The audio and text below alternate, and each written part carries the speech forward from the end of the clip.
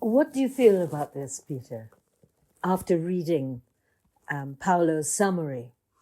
It's a sudden release in my own being to hear that it's so fully understood. And I realized that my days are numbered, and there was an inner feeling that I had portrayed enough of my experiences for others to look at it and benefit from anything that's been experienced and recorded. So it's a great relief to find that there's an opening there, and it's a message to me that I'll be allowed to just finish this before I move on, as it were. There's obviously something important there for one or two others to build on. Yes, and it's very pleasing to find somebody who's got that sort of understanding and can interpret it in the right way. And what is, interpreting it, really seeing the wholeness of what is coming through you. Yes. The wholeness. Yes. You know. Yes. I put the oneness across religions. Yes.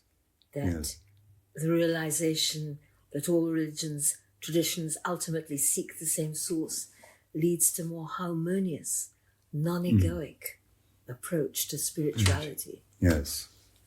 Do you think this is part of the stage of spirituality in this time? Future. It coming. It's begun, but not seen, as it were. And it is now becoming open. And actually, that's part of the opening, what he's writing. Yes. And I'm very, very moved by the understanding about service. That serving the one and the collectivity. Yes. That we are, the truth of our being becomes expressed not only in our inner state, but in our service to, Yes. And as he says, well, you say the highest spiritual truth is that we are all one in divine love. Yes, so that sort of takes me back to a little experience. It's about sometime at the beginning of the pandemic when we had that beautiful time of silence, although it was very painful for many people, and asking really what is the purpose of our life and creation on earth. And then in a very similar way, a few days later, having just in a quiet moment, having a sudden opening to seeing what it was about, and realizing this was an answer to my request to know. And it was that it was like a woman ovary and thousands of little cells and eggs come out, and each one was spread out, and each one was a part of the love of God and the creation. And at some stage, it's got to go through all these stages we've been talking about and return to the source. So the source is fully realized in each one. And so the whole purpose is that it is all part of God, but it needs to realize that it's all part. And when it begins to realize, then it can return to its source, loving source, because there's only one love. And if you awaken to love, it just joins together. And which is very much the Sufi path, because the path of the heart. Yes, path of the heart. the purpose of it is God wants friends, which is the subtle way that Pierre Vilayet puts it. And Pierre Vilayet also put it that we are all creating as God wishes. We are all creators with God. Yes. And that really struck me. So we're co-creators. Co-creating, yes. Yes. That really struck me so much when Pierre Vilayet said that. Yes. Yes. So the teaching and understanding is already there to be found for anybody searching it through writings. But once they've begun to realize it and it clicks inwardly, then they can really go for it. But it is helpful to have those you can discuss these things with, so to keep ourselves properly balanced. At the same time as this is opening, Peter, it feels that there is an intensification of what you refer to as the ego and the power of, the powers of the ego having such an effect on people in general. Yes. And so there is this intense, one could say, challenge or confrontation between the opening of divine love into creation and the closing of human consciousness in the grip of the human ego and the human greed. It's a very intense time, and it is for all of us, hearing your beautiful understanding and account, vision, perception. It's for all of us to really take consciously this challenge that is going on. Yes. So the way of looking at it is to see what's happened to mankind as far as we know in history, from primitive humanity living in a cave or however, and beginning to evolve, beginning to share, beginning to have to fight to preserve its own space and source of food, and seeing that evolution plays an enormous part in all of this, the evolution of man himself, both in his spirituality and in his physical self as well. And so when we sort of look at that and we say, what is the purpose of life? We can see by looking at the evolution what's happened so far, and we can then see a little bit of how that evolution may continue. And we see that people can come together now, black and white, and different countries can communicate and help each other. And the pandemic was an interesting side of that, when people had to share the medicines. Some did share, some didn't. And interesting to see which ones didn't share the medicines for the need of others. And so gradually getting this understanding that we're all one world and evolving at different rates in our different countries, and to help each other in that way to evolve rather than to dominate. So it's the coming together of people. We're brought together, black and white, male and female. Gradually that's being realized, the equality that is required, so that we become one people spiritually. such a wonderful vision of our true reality. Yes. Because at this time, along with many others, I see, hopefully it's the last gasp of human absolute selfishness, really, shown by what is going on in our world at this time, in our political world. And hopefully that's the last gasp, or the nearly last gasp. It may actually be the first. Of a new era. And more of an awakening. But it isn't that everybody's going to awaken at the same time. There will be leaders and squabbles and all the rest of it, because the ego is still there and needs to be controlled. Yes. And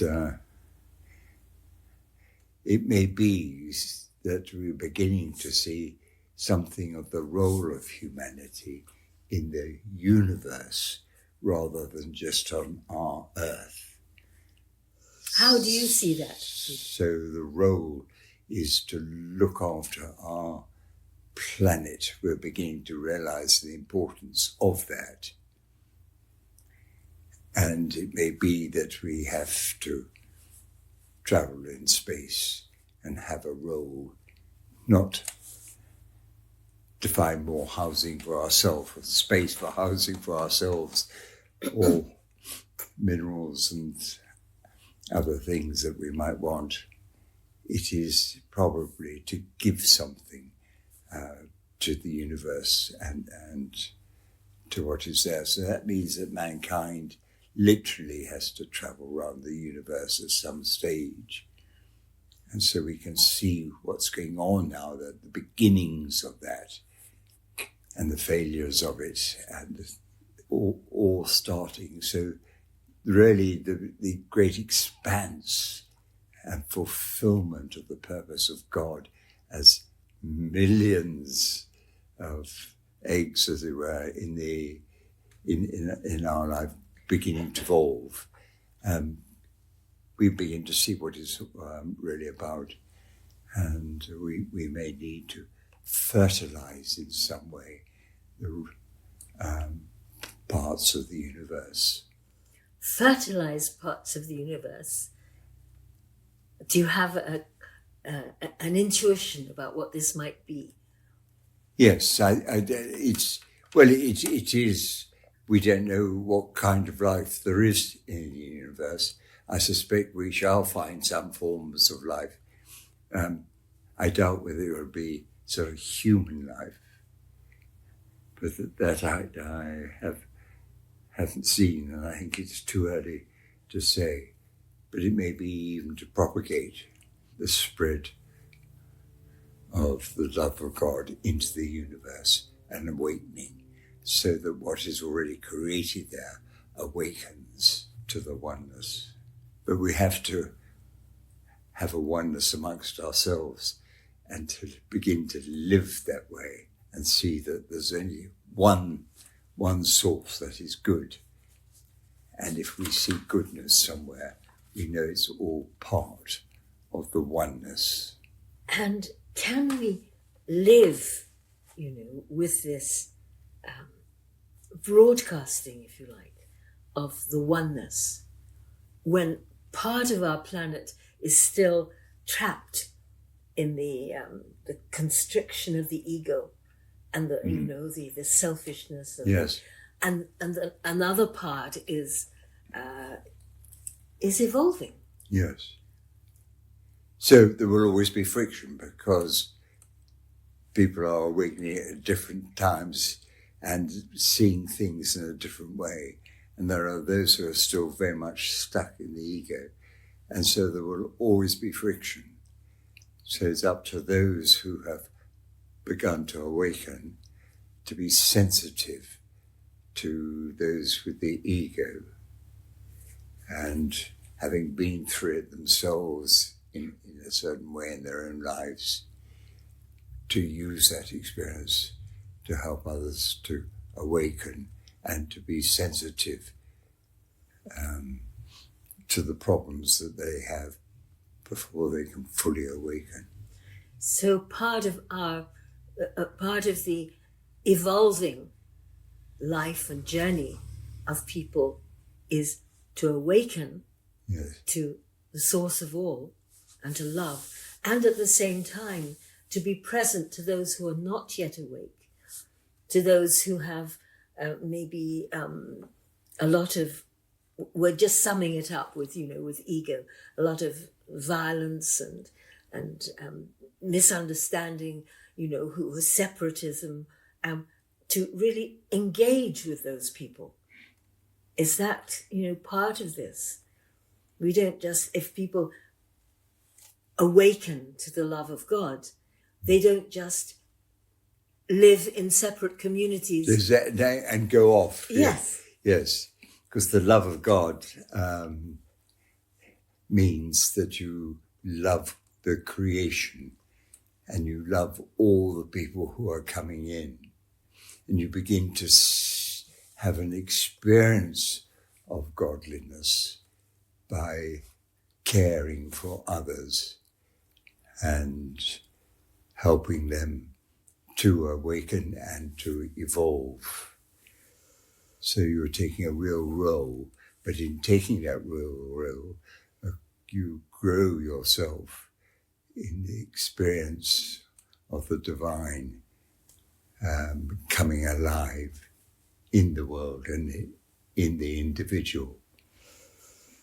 In the past, I'm talking, 40 years and more than that, that attempt to share the message of God was very much through religious institutions.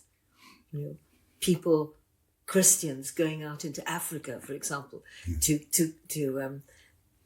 but this is different, Peter. You're talking about a much subtler sense of the love of all, the source of all, and the love of all human beings at the same time, not separating them off into those who have the message of love and those who haven't. Yes. Yes.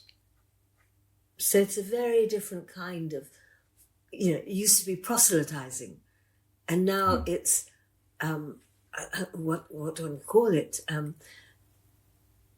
Approaching, being a nearness through love. It's a sharing. A sharing, yes. Yes. Yeah. So it's much more subtle than what happened in the past. I'm characterizing, for example, Christian missionaries going off into the parts of the world that had their own very deep spirituality, but trying to destroy that in the hearts of the people they were meeting. So these missionaries had the sense of their own justification. Yes. And this you're talking about, I think, has more to do with seeing the love in all beings. Is that? Yes. Does that make sense? It is the love of the Creator. We're all part of the Creator.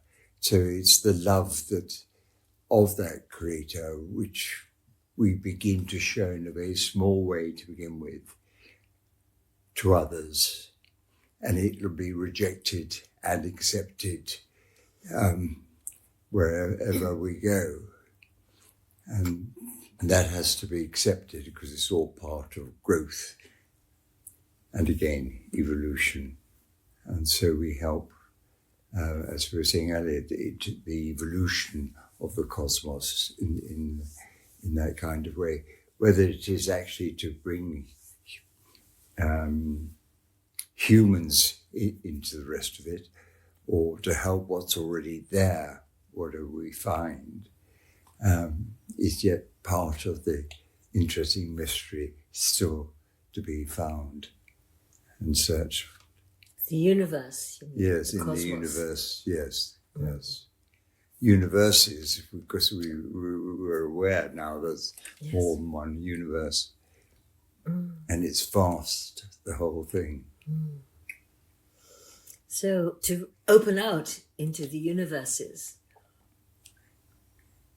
does it require us to evolve our capacity, which is, beyond just this simple way that we use our mind and our heart and communicate with words and with presence?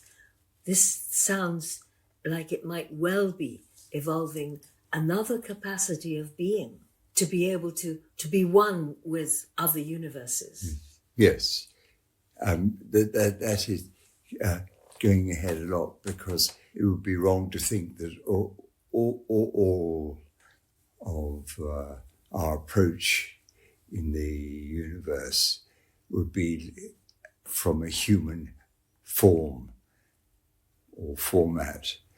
And I think we would see that goes inevitably that different kinds of bodies are required to exist in different parts of the universe.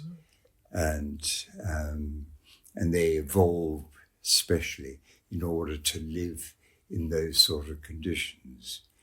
And it'd be reasonable to suppose that their thinking and ways would be very different. And that is something that's got to be learnt, and not to persuade people to be like ourselves, but to allow the evolving spiritual side of different people to be free to express their own love as they begin to find it with one another first, and then to realize as a greater source the oneness of everything. So do you sense that opening being in gestation now?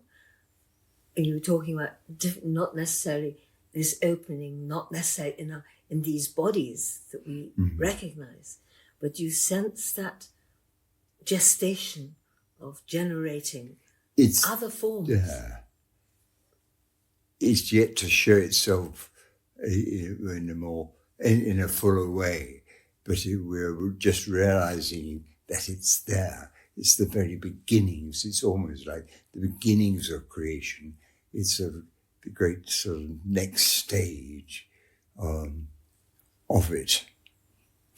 And there are probably many stages to come in the future, and the time span sort of dazzles the mind, because we can't really conceive of something that goes on forever. And that is quite difficult to overcome. And what dimension of our being as we currently are, is an instrument for this evolution? Is it the heart? Is it the higher mind? Is it? Would you say there's something in us, a center in us, which is capable of opening out? Yes, it's the essence, which is the presence of God. We have to find the presence of God, surrender to it, and allow the presence to lead and teach. And the teaching can come from all sorts of ways, from other people, from experiences, everything else. But we're being led, and to think always of what I like to call the guardian angel, as it were, that is there as when we awaken, to look after us and care for that awakening and for that energy, and help it to develop in us. And we in turn begin to help it at a lower stage to others physically around us. So our guardian angel is with us? Yes, always, yes. And our guardian angel is I'm not using, is if it is the power or the capacity for evolution gives us this capacity.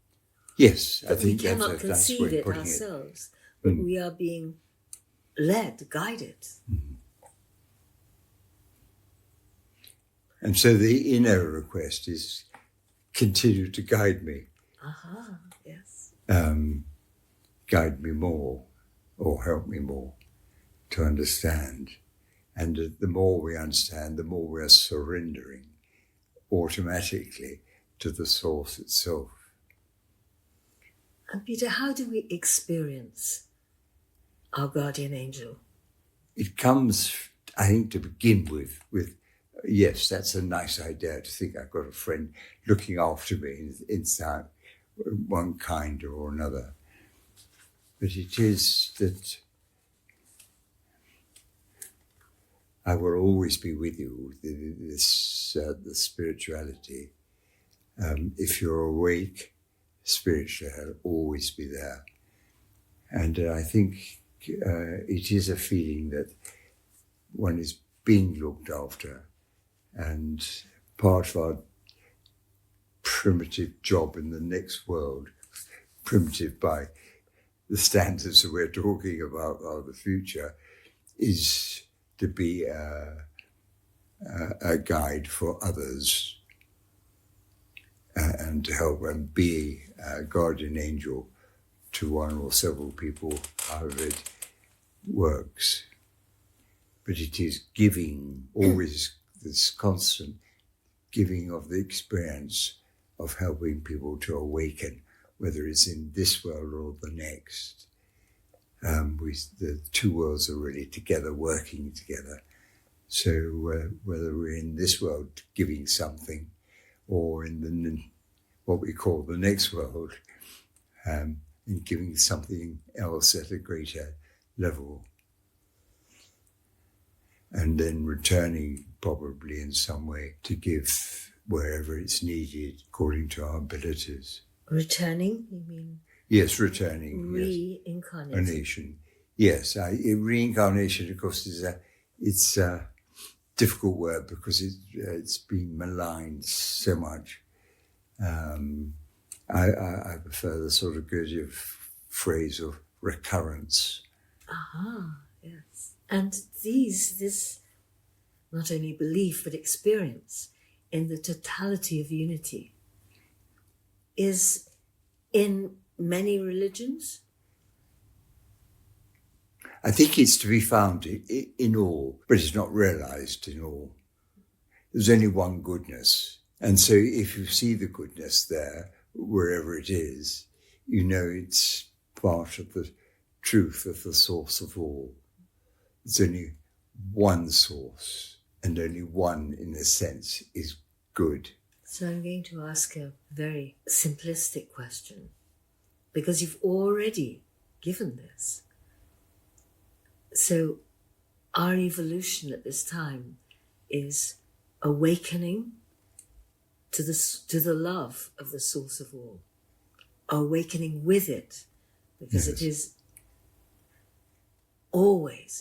always. So awakening in it. So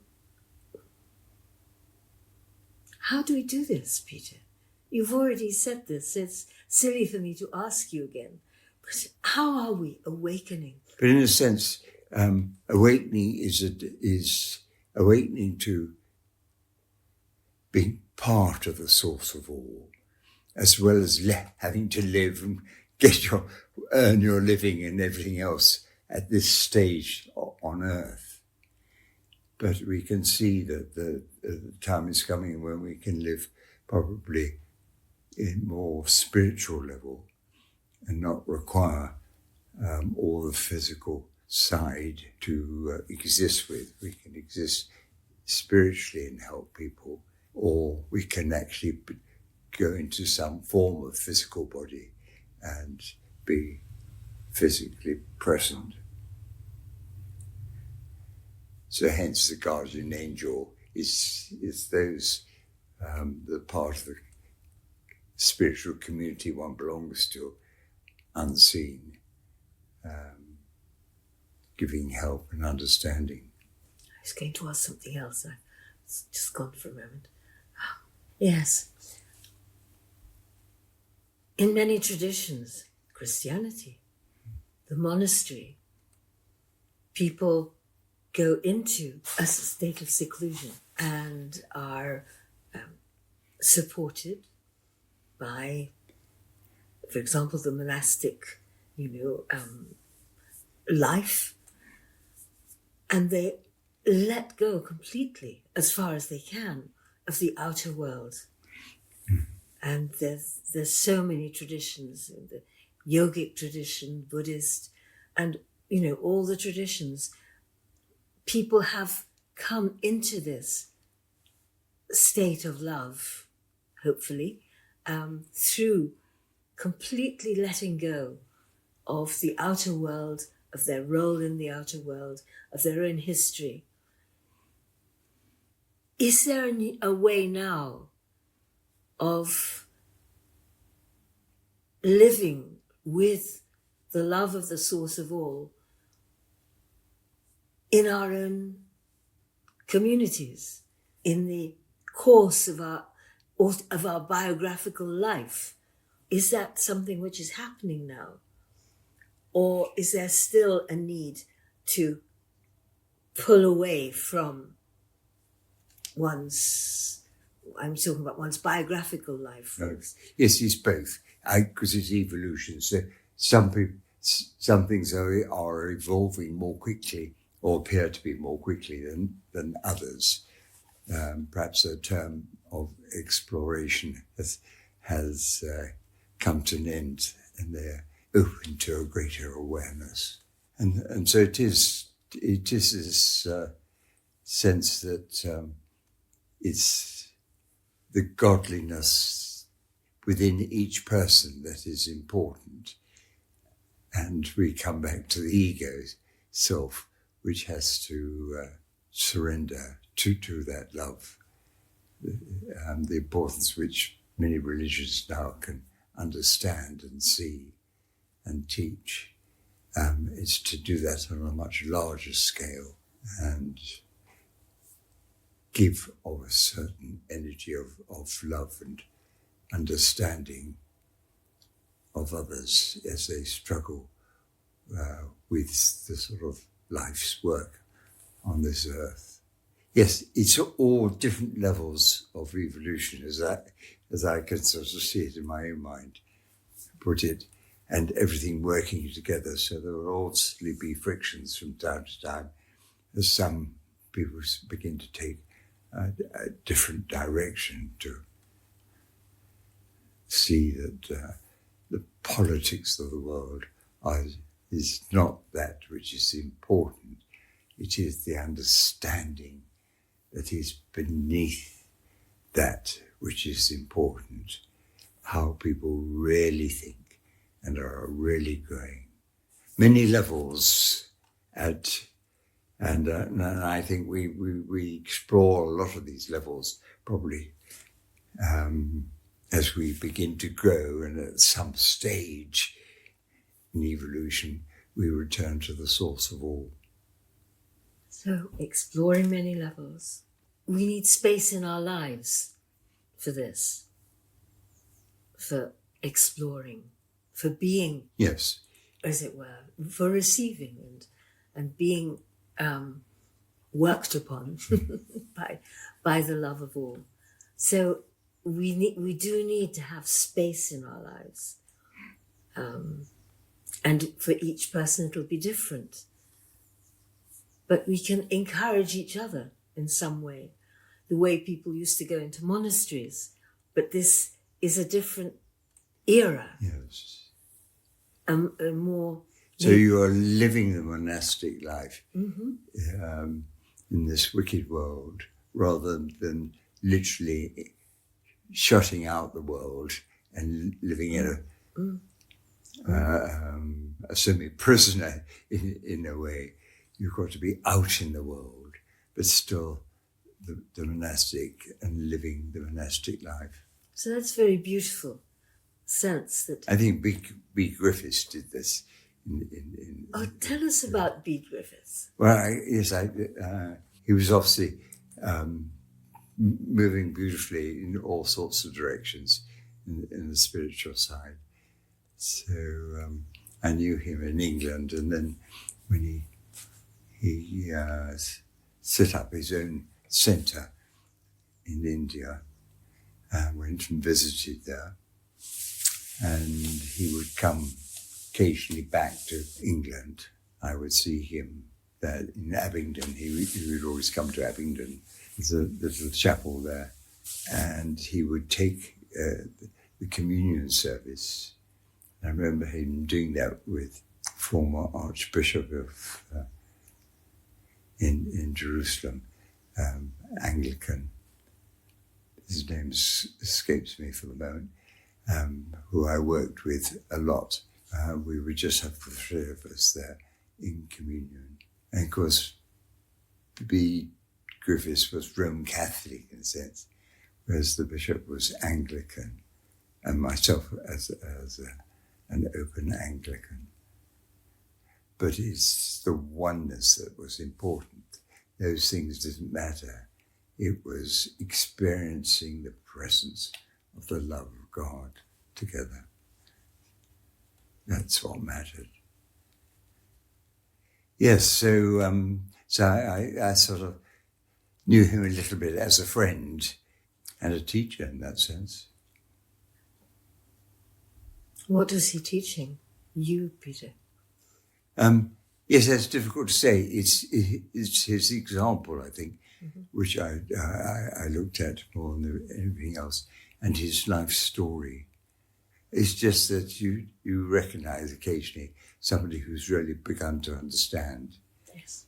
And you pick up the vibes. It's a strange way of putting it, but it's a sort of 1960s expression to pick up the vibes. You find yourself spiritually influenced, and there are certain people who have that gift of giving something which others pick up, something of the energy. Surely do. Yes. I have, his book. I can't remember the compassion. Anyway, it's about the Bhagavad Gita. Yes. And his photo is in there, and he's wearing his orange robes. And how did he live? You were giving him as an example of someone who's living in a way that was transmitting or transfusing the new love, the love of all. How did he do that, Peter? You gave him as an example. Yes, because he had begun to live it, so it radiates. How was he And living if one is sensitive to radiation, we're putting it in this strange language. Yes. You absorb something without realizing what you're absorbing. Sure. Yes, which is the way that it works, Sure. and that we have to do that and to help others ourselves by radiating something of that love. Very difficult, because the ego jumps in and tries to do it and says, look at me, radiate from me, and that destroys the whole thing. So how did that authentically radiate, if you like, in his center, his ashram in India? I wasn't there long enough to really pick that up. I was only there for a few days. I didn't sort of stay for a month or so. But it was just to see what was happening and to understand it. And I had a whole group of people who were traveling around India at that time, and we called on him. So I didn't have much time to do that, or even to communicate physically fully with him. So yes, I was working for a travel agent at the time, and taking people by bus in the heat and difficult weather, difficult climate, yes, goodness is there in all sorts of ways, from different people, different happenings, but we're not always sensitive to it. Can I ask you about Gurdjieff? You mentioned his word recurrence. Yes. And he with Uspensky were very significant in your own life, weren't they? Yes, the more I look at it, the more I realize the influence that was made upon me. Yes. And it was somebody who introduced me to the Maurice Nicoll books, which sort of set me off and helped me in my Christianity to understand something of the meaning of the teachings. The New Man. The New Man. You recommended. Yes, I did. It's so yes. profound. Yes. And the Mark, which is the additional book there. Yes. And the biography of him now, which is so interesting. And the people that he was a part of, people of great wisdom in his own group. Yes. So he's part of your journey, Peter. A major part, I realize now. And I'm very grateful for the person who introduced him to me. A great friend that I was with at the time. And did you know Maurice Nicoll? You met him? No, I never had a chance to meet him. No. And these are all part of the journey, your journey. Yes. Opening to the love of the one. Yes. So the guardian angel again, influence. I don't need to ask you this, Peter, but you've mentioned Gurdjieff, Uspensky, Maurice Nicoll, Bede Griffiths, and I think that the first three were earlier in your life, and Bede Griffiths a little later, I'm not sure. But this journey, your own journey of realizing the love of the source of all. Yes. What part did each of them play in this? We don't need to say, but that's a possible, Is there something that you relate to this question?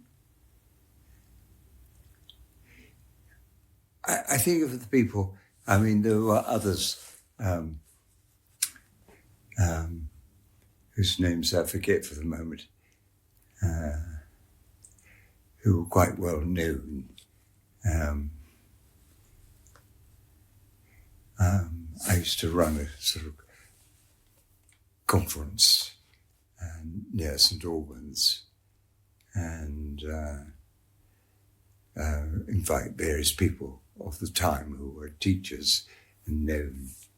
You get a sort of feeling of what they're giving and beginning to help those there. So running conferences of that kind and then learning to help and to speak in them myself. And all those who sort of came and helped with it. What years was that?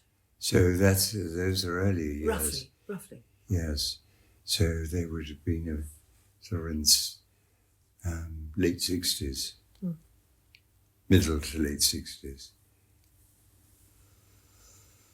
So Peter, we've been talking a long time, and it can be tiring, focusing.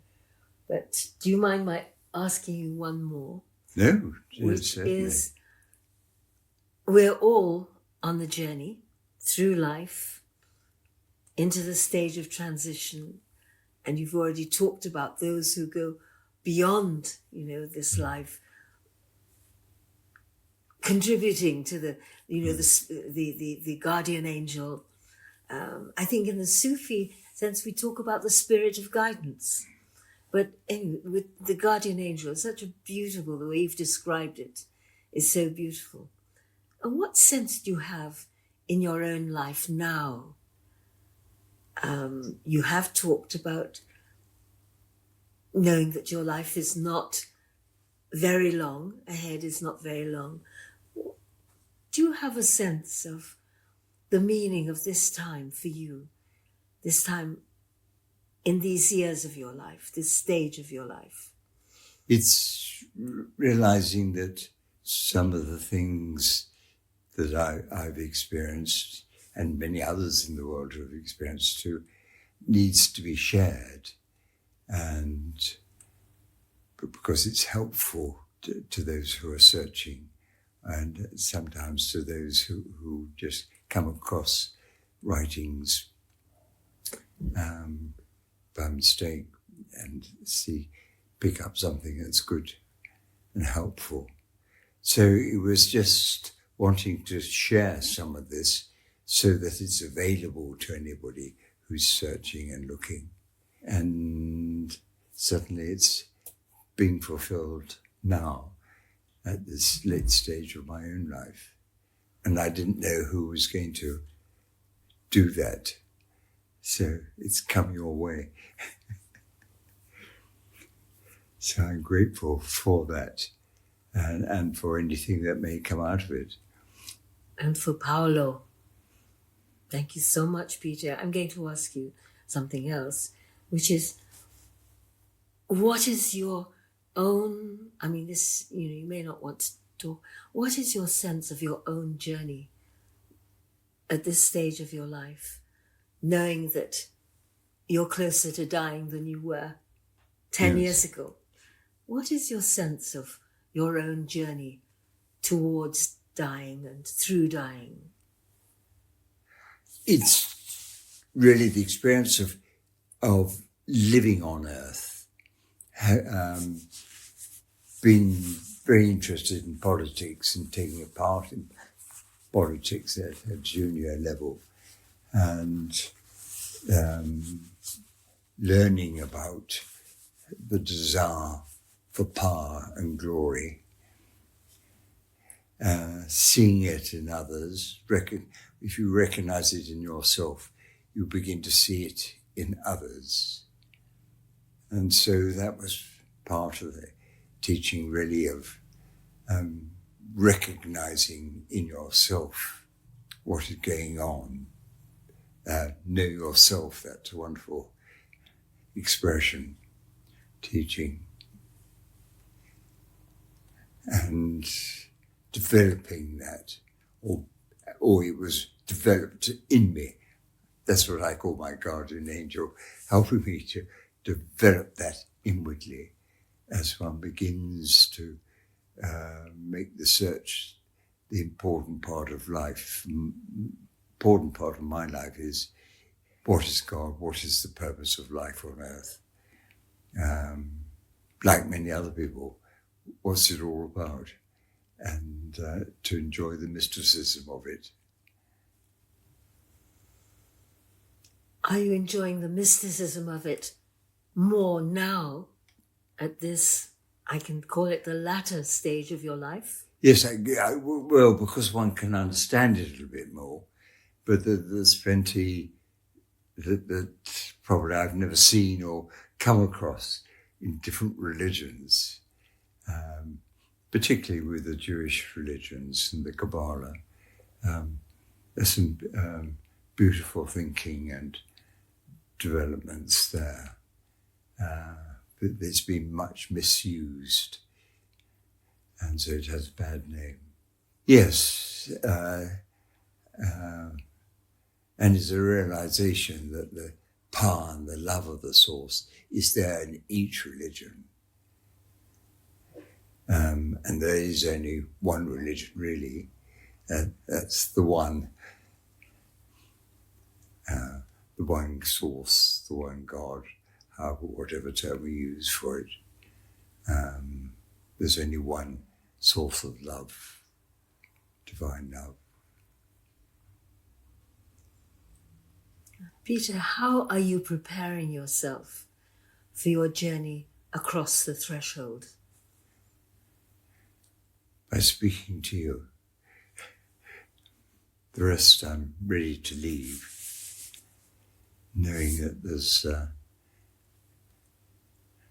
is really only in a beginning, whereas a part of me says it's the end. That's the ego side, of course. This is only the beginnings of working with the loving source of all. It's very awesome. There's a lot of awe in receiving what you're sharing. And I thank you deeply, Peter. No, deeply, no. deeply.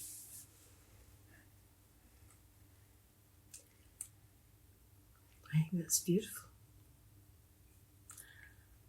I could just ask, end the session, but after, that's beautiful to end in this way, but I could ask what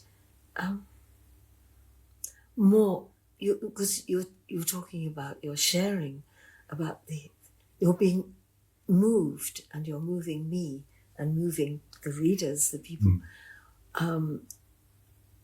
about the mystery of how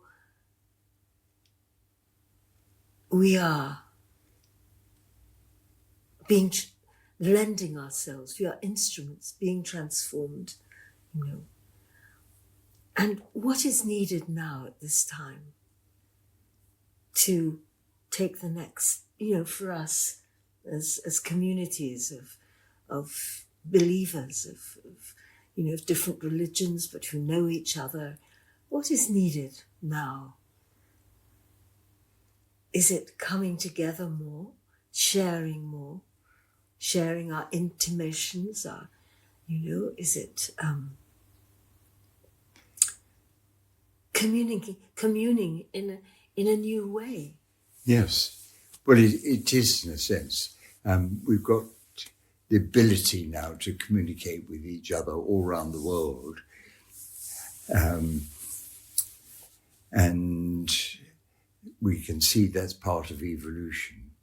So that's possible. We can see that black and white people have begun to come together.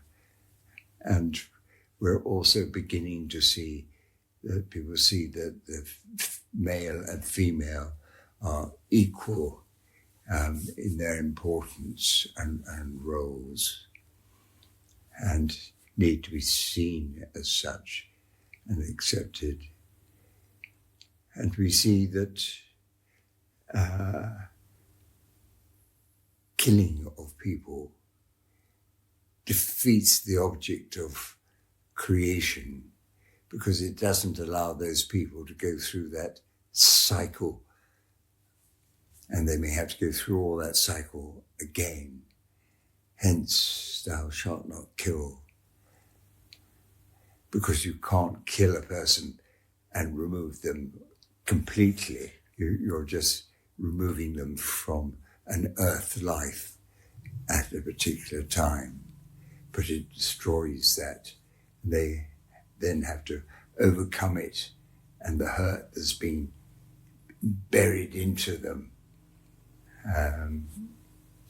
It is all there. All that has to be overcome. And so one can see, in a way, in the next world is a large hospital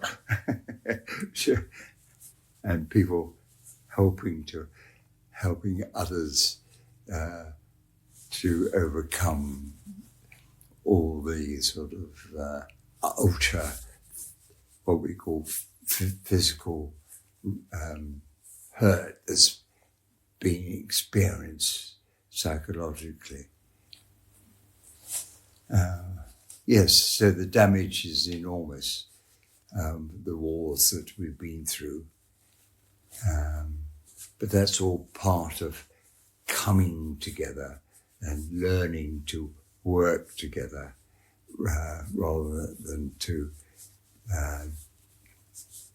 grab things for ourselves, regardless of any spiritual understanding that there may be. So that will gradually die, and there'll be more people aware of having to work together and needing to work together and to be one people, one voice, looking after this world, and so that we're preparing to look after other sections in the universe, perhaps at a later stage. And in this dimension, do we have a role contributing to the healing of those who have been killed and are in the other dimension? Yes, and it goes on. This is what we're really saying, is in this world and the next world, yes, is that the healing is required. Mm. So one can say, if there's healing required, there will be a whole lot of people doing a lot of work, good work, both in this world and in the next and other levels of worlds that there may be. So it could be that groups of people in this world can gather, groups in ones, twos, or threes or more, to offer healing to those who've been violently transmitted to the next world. Yes, right. The first thing, of course, is not to hold anything against them. This is the secret of forgiveness. You may forgive somebody for doing something, but it is to really let it go from yourself, because it poisons you all the time, because you're thinking about it. Somebody. And I'm talking about the ones who've been victims, who've been killed. Yes. Who are victims and who we feel great compassion for. They have to learn to overcome the hurt there, and the forgiveness. Can we help and it's them also part of the forgiveness. Yes. Why it's so important. Yes. They've got to actually forgive. Yes. In a sense. Can we help them in this dimension? In this dimension, can we help them to heal, to forgive when they're in the other dimension? It is being constantly aware that there are many around us.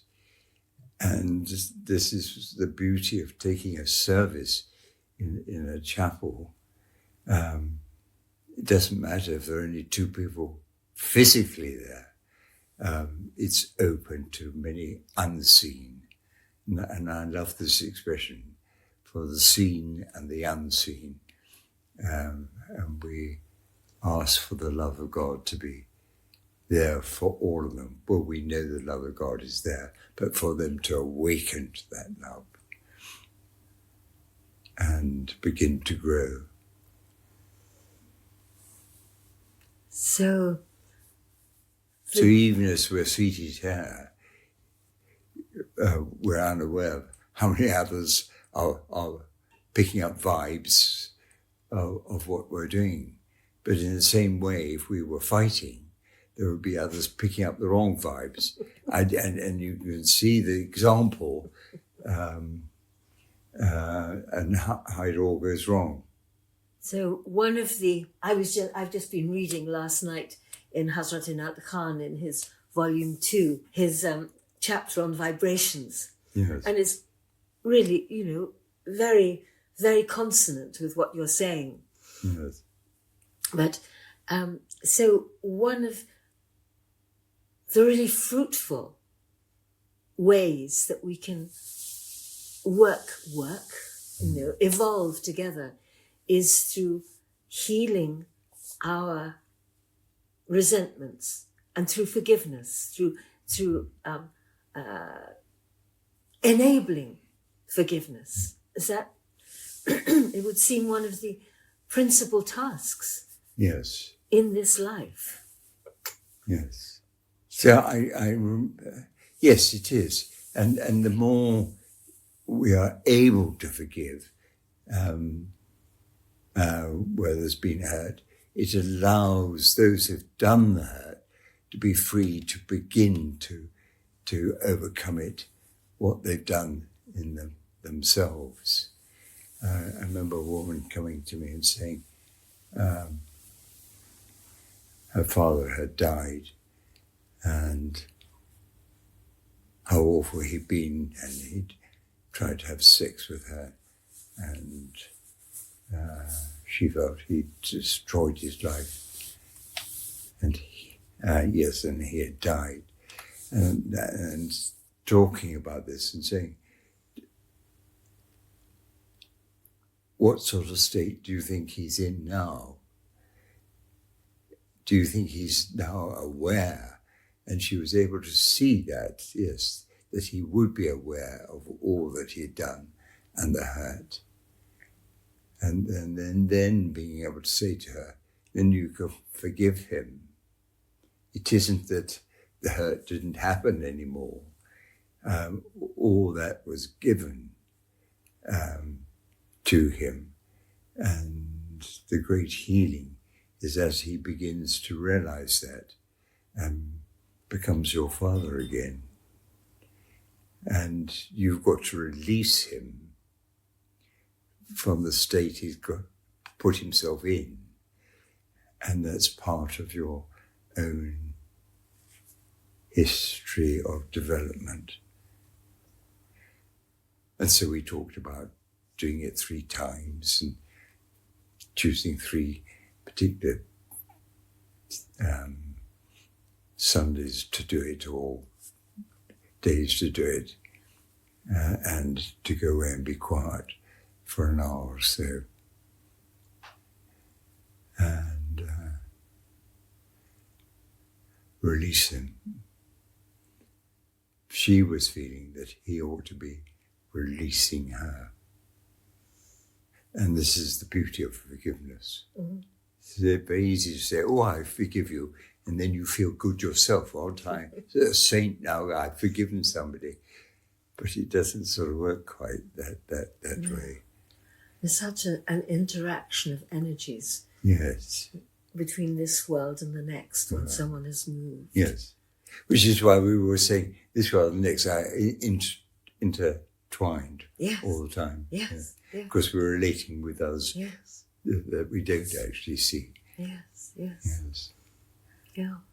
And it's so alive, that relationship. It's and it's, it's not regulated by time. It's not, it's a constant feeding.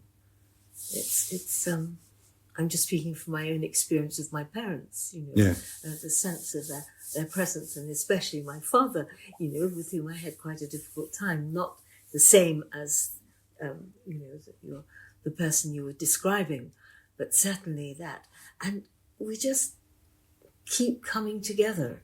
He passed over in 24 years ago. Yeah, but yes. It's partly my ability now to be receptive in a way that, I was hanging on to my hurt, knowing that I'd forgiven him. I'd forgiven you, in that narrow way. Yes. And that's self-righteous way. Yeah, you got it, yes. But now it's a real feeling. It's a real feeling of presence, which is quite, it's quite different, and it's living, really living, yes.